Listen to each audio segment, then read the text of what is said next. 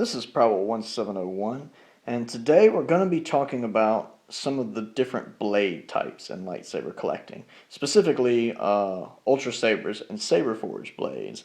I get a lot of questions on my YouTube page, and I see a lot of questions on the forums as well about different blade types and which type is better for what and which type.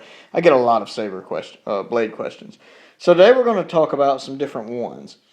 Now, this one right here. This is the Ultrasabers standard mid-grade blade. You can see it's a nice silver color. Looks good even when the blade is off. This is the Saberforge V4 Infinity blade, which is a heavy grade blade. And this one is the Ultrasabers mid-grade Ultra Edge blade. You can see it's white. This one's silver. This one's kind of in between in how it looks. It's kind of white, but not as you can see here, not as white as this one. Whereas this one's like a fluorescent light that's off. This one looks a little different. Now, these are all 32-inch blades. Let's talk a little bit about the sabers and some of the different blade options. Now, Saberforge really only has one main blade, their V4 Infinity blade. That's this one. It is a heavy grade blade. They don't give you an option between mid-grade and heavy grade. They're all heavy grade blades. You can get different lengths. Like they offer a 37-inch, a 32-inch, I believe a 24-inch, and I think one shorter one that's a 16 or an 18. Whereas and Ultrasabers does as well. They offer a 36-inch blade, a 32-inch blade, a 24-inch blade, and I believe a 16-inch blade. One of the questions I get sometimes is, what blade length should I get? And here's what I usually tell people. If you're 6 feet or over, get a 36 or 37-inch blade. 36 for Ultrasabers, 37 for Saberforge. If you're under 6 feet, I would recommend a 32-inch. Now me, I'm 5'6" myself. I'm not a tall dude. I'm 5'6", and I weigh usually somewhere between 125 and 135 pounds. So not a big guy at all. And I prefer a 32-inch blade. I recommend that for smaller guys, and for most girls, I recommend a 32-inch. And I get asked sometimes about staffs. And this boils down to, if you're getting blade sizes for a staff, one, definitely take into account how tall you are. Also take into account how long the saber hilt is. Since you are talking about two sabers joined together with a coupler, is it two smaller hilts, two bigger hilts, two Ultrasabers apprentices, or two Ultrasabers, Banes, and judge accordingly. I think a good length for a staff is probably 24. I had 32s on mine. I've had two staffs, and the Dominic's V3 staff I had, I can't talk today. The Dominic's V3 staff I had was definitely too long for me to use effectively. The V2 staff I had wasn't bad with 32-inch blades, but I still think 24-inch blades would have been better, especially for my smaller size. I think a taller guy could pull off some 32-inch blades on his staff, but for most people I'd recommend 24. Now, I get asked a lot of times, hey, I want to use these for dueling, Prowl. Can you tell me, should I get a heavy grade blade? Is a mid-grade blade good for dueling? Now, again, Saberforge only offers a heavy grade blade. Ultrasabers gives you the option between mid-grade and heavy grade. And to answer the question of can you duel with a mid-grade blade, yes. Mid-grade blades are fine for dueling. I mean, you can't do extreme crazy dueling, but if you're dueling hard enough to where you need a heavy grade blade, then you're dueling hard enough to hurt somebody, and you need to be wearing protective gear, at least some gloves. Because if you hit a blade hard enough, a mid-grade blade hard enough to damage it, you can definitely hurt somebody's fingers. I usually use mid-grade blades when I duel. I prefer that. Matter of fact, several of our videos recently, I've put up about 3 of them with me and some of my friends where we're just messing around with the sabers, battling with them like we did on New Year's Eve. And most of the sabers we use in that are mid-grade, and especially Eric and Felicity, they go all out. They battle hard. And some of the blades they're going up against are heavy grades, like the Archon has a heavy grade. All thin necks have heavy grades. I'll go into that in a second. And the only damage that has happened so far is on the Crimson Reaper right here. This is the only time a blade has gotten hurt. It's got this one little crack slash scratch. Basically, that's the only thing that's happened. And honestly, it doesn't damage the saber. The saber's fine. I need to put some new batteries in it apparently. Doesn't bother me at all. The saber still works fine. That's the only problems we've had. If you've seen those 3 videos, and that's those videos edited down, that's the only problem I've had. And it could have been dueling with against a heavy grade blade at the time, because Ian does like to use the Archon a bit. So a mid grade is fine for dueling. Now, if you're dueling against a tree, yeah, use a heavy grade blade, because you're not gonna, just use a heavy grade blade. A couple things to worry about on mid grades is it is possible for the tips to fly off, but I'm pretty sure that can happen on heavy grade blades too. Also on tips, Saberforge blades all come with a pointed tip. Ultrasabers gives you the option. You can pick a rounded tip or a pointed tip. I prefer a rounded tip. One, the tips don't really illuminate. They're kind of a slight dark spot at the end of the saber. And you'll notice here there's only a little area that wouldn't light up. Here there's more because it's longer, because it's pointed. And I've had an Ultrasaber saber with a point. I didn't care for it. Plus, if you're actually dueling, this is much less likely to hurt somebody than this. Say you get stabbed in the neck or something.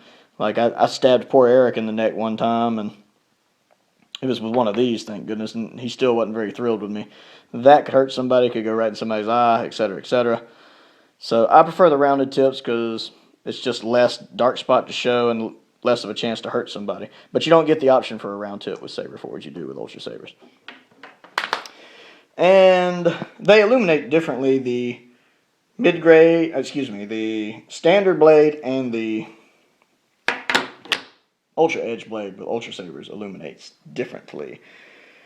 We're going to pop in a saber real quick. It's not really going to show up on camera well, but we're going to try it anyway. And I just realized I have to do this with one hand. That'll be fun. Hold on a sec. This is really difficult with one hand. Alright. That really is tricky with one hand. And of course we'll be using the Ultrasabers Prophecy here. My personal favorite hilt. Just to kind of demonstrate. Now, right now it is in the Ultrasabers mid-grade Ultra Edge. And it illuminates pretty well. The Ultra Edge blade and the Saberforge blade have one thing in common, in that when the saber is on, it tends to illuminate the whole blade. The whole thing is evenly filled out, the entire width. Whereas then on the mid-grade, we'll get to in a second, kind of has a core effect. Now, you don't see it as much here. You can actually see it right there. This is a problem with the Ultra Edge blade, is sometimes it can have a wrinkle right here. It's kind of showing up on camera. The mid-grade doesn't do that as much. It can happen, but not as much. But I've noticed the Ultra Edge on Ultrasabers sometimes will get this wrinkle. It looks kind of like a scar in it. But going back to what I was talking about on the illumination, the mid-grade blade kind of has a core effect, where the color is more centered in the center of the blade. Not quite the full width, but close. And personally, I like that better. And the Ultra Edge and the Saberforge tend to have a kind of a, I don't think fluorescent, a pastel look maybe to them. And some colors more than others, not really in blue, but like in green or one of the purples. Kind of a pastel look, fluorescent look maybe. I know in purple it looks kind of like a black light, where in the mid-grade the colors pop out much clearer. Let's see if we can make this work. Now, it looks almost the same in this one. This is the Saberforge V4 Infinity blade. And honestly, the blade looks almost the exact same as the Saberforge mid-grade blade. It's that kind of illumination effect where it fills out the whole blade. Now, this one is a little dimmer just because it's a heavy-grade blade, and this is a mid-grade blade. And since this is twice as thick, the blade's not going to be quite as bright. That's another thing when people ask me what do I prefer between heavy-grade blade and mid-grade blade. I say a mid-grade blade because it's a little brighter. It's not a whole lot of difference. And that's not the main reason I go with the mid-grade, but it's just one more bonus I like. So since the mid-grade, the walls are only half as thick, the color shines through just a little brighter. So these two illuminate about the same. That kind of completely filling the blade look. It's really hard to explain. And the problem is that the camera doesn't illuminate it properly. The biggest problem I have is that I can't exactly show you what it looks like on camera because, and I get asked that a lot, hey, does the sabers in your video look like that in real life? The answer is no. This is actually pretty cool right here. See, the part right here is pretty much the main blade, and this little blue outline you're seeing is actually a part of the blade. It's the part that's not lighting up. It still doesn't look 100% accurate, but it's a little closer than I normally get it. This little blue line right here is also part of the blade. It has kind of a core effect. And the colors are brighter, they're more vivid, and they pop more. That's why I prefer the standard blade on almost every color. The only exceptions are the greens. I like Consular Green better in the Ultra Edge blade, and I like Sunrider's Destiny better in the Ultra Edge blade. Consular Green looks good in both. Sunrider's Destiny in the standard grade looks terrible, actually. I only like it in the Ultra Edge. But all the other colors, I prefer them in the standard. The blues, the purples, the reds, the orange, pretty much everything I like better in the standard blade. The colors just look more vivid. I like the core effect with them. I think they look better. And even right now, going through all three, I prefer this one. And now, just to make it fair, we're going to show all of them in a Saberforge saber as well. And so I've got my Disciple here, which is an amazing hilt, fantastic. So Sabercore 2.0. Now, this one I actually tend to keep with an Ultrasabers blade in it usually, just because the Saberforge blades are all heavy grade, and it makes this smaller hilt, because this is one of their apprentice hilts, makes it harder to use, especially for a smaller guy like me. But with a mid-grade, this thing is magnificent. I just tried this recently, and it makes a world of difference. I'm so much better with this saber now that I'm pretty sure I'm actually confident in dueling with it. And I do have the flicker set to 5 on it, so it does have a really fast flicker. And again, it kind of fills up the whole blade. It's still pretty bright, actually, especially considering this is the Saberforge blade, so it's thicker. It's still really bright. And the red does look good in it. Red does look good in all of the blade types. This is their standard red. My Talon has their deep red. This is their standard red, which is brighter. So it looks good there. Then we come in and we wedge it in here. You can tell it's even brighter here because, again, this is a mid-grade blade. You can still see that kind of scar here that Ultrasabers mid-grade blades do. They don't all do it, but I have run into it with several of them. You can kind of see right here where the tip is not illuminating as much as the rest of the saber. And that is common. And another reason why I prefer a rounded tip is just less area that's not lit up. And of course, then you can actually kind of see it right here. See the edges right here, how they're not illuminated like the rest of it? It gives it this kind of core effect. You can actually kind of see it. It's actually showing up. And I like that better.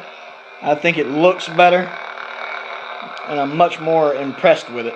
Again, it's not what it looks like in person. It is a consistent red throughout the length of the saber from tip, well, almost the tip, not quite the tip. Again, the tip is duller. As you can see, it doesn't quite illuminate. But from here all the way down is a consistent color. It's not the brighter, darker like it looks on camera.